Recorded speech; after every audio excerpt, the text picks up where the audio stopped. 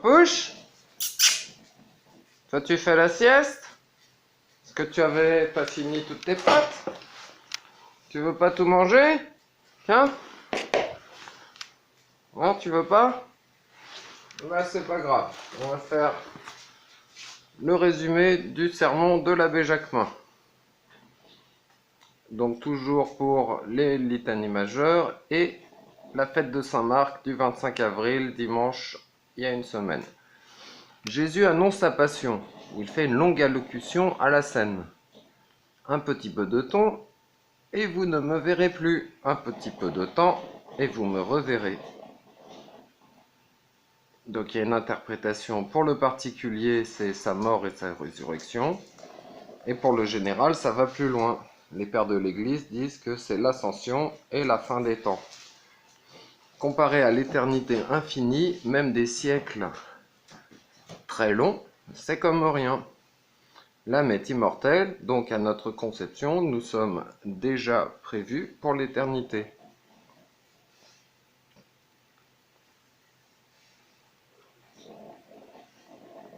Quand on ne me voit pas, dit Jésus, c'est la souffrance. Le monde va se réjouir, mais vous allez pleurer.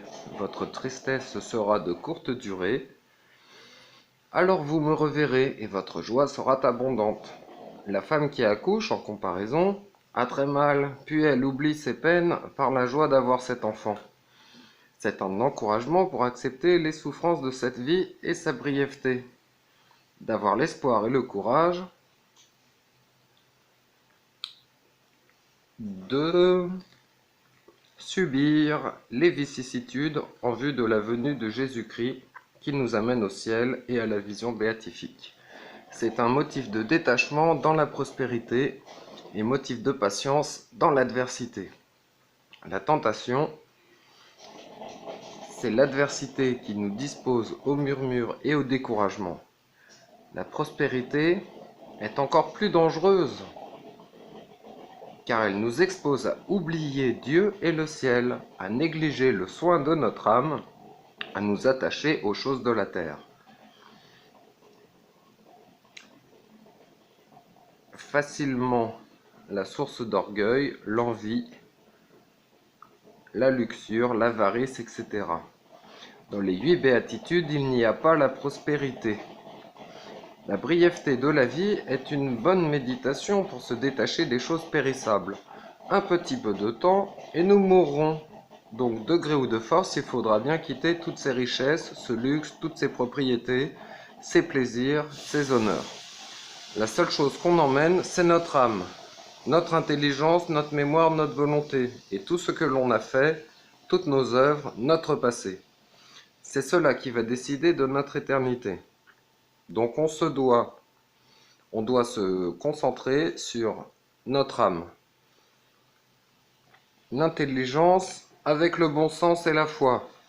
La mémoire avec ce bien souvenir de la révélation de Dieu. Pensez à lui. Et la volonté libre va décider de faire bien ou mal, donc faire le bien. Alors il faut appeler la grâce, il faut prier et user des sacrements tant que possible. Nos œuvres, se concentrer sur ce que l'on emmène avec nous au ciel, les bonnes qu'on a faites, les mauvaises qu'on n'a pas faites. Le diable, le monde et notre concupiscence vont tout faire pour nous divertir, nous déconcentrer, nous dévier de cette route. Les péchés sont une attache désordonnée à l'une ou l'autre créature qui n'est pas un moyen d'aller au ciel. Le péché véniel est un obstacle, il encombre notre voie au ciel. Le péché mortel est radicalement contre notre voyage et arrivée au ciel. Il frustre le but. La patience dans l'adversité est de mise, car notre vie est un combat continuel, le temps de l'épreuve et d'affliction, une vallée de larmes. Parmi les enfants d'Adam, pas un seul qui puisse s'attendre à ne pas souffrir. Tout le monde a ses croix, même ceux qui paraissent être dans la prospérité, ils ont tous leur croix. Où trouver la force et la patience pour supporter tant de douleurs? C'est avoir une grande foi qui nous fait nous réjouir d'expier nos péchés afin de mériter une plus belle couronne dans le ciel. Ceux qui ont une petite foi peuvent s'exciter à la patience. Donc c'est pas perdu, même avec une petite foi, on peut se sauver. Un exilé ou un prisonnier qui sait que ses souffrances vont bientôt cesser, s'encourage par là à les supporter. Celui qui n'a pas perdu la foi sait que supporter les souffrances avec notre Seigneur Jésus-Christ, cela est méritoire. Alors pour les maladies, il y a l'espérance chrétienne. Pour les mourants, il suffit de se dire encore un peu de temps et ils ne subiront plus cette perspective de souffrance.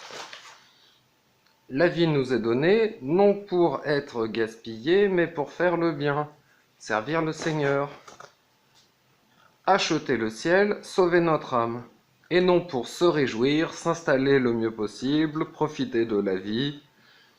L'adage « on ne vit qu'une seule fois » est faux. Ce sont les adages du monde. Alors on a aussi une vie éternelle. Donc oui, on a une vie éternelle. Donc elle ne s'arrête, on n'a qu'une seule vie, une vie, mais elle est éternelle. Elle ne s'arrête pas à la mort comme on essaye de nous faire croire. Même si on est jeune, on n'a pas l'assurance de vivre longtemps. Donc le temps qu'on a est capital pour l'éternité. Si on est vieux et en bonne santé, il ne faut pas se faire d'illusions. Il y en a beaucoup qui restent dans la négligence de leurs devoirs. Ils abusent de la vie, font de beaux projets de fortune, restent dans leurs habitudes du péché. Si on est jeune, on pense que c'est trop tôt. Si on est adulte, on est trop occupé. Si on est âgé, on pense que c'est trop tard. Donc on n'a jamais le temps de s'occuper du bon Dieu. La vie passe très vite. 70 ans, c'est comme un songe. Hâtez-vous de réparer le passé, multipliez les bonnes œuvres, les prières, l'aumône, les actes de foi, les actes de charité, les actes de contrition, afin d'être prêts quand le bon Dieu nous appellera.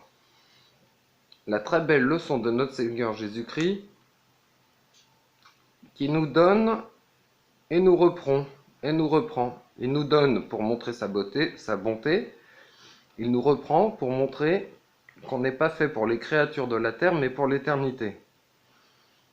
Il reprend et il donne l'éternité, et se donne, et ne reprendra pas le bonheur du ciel.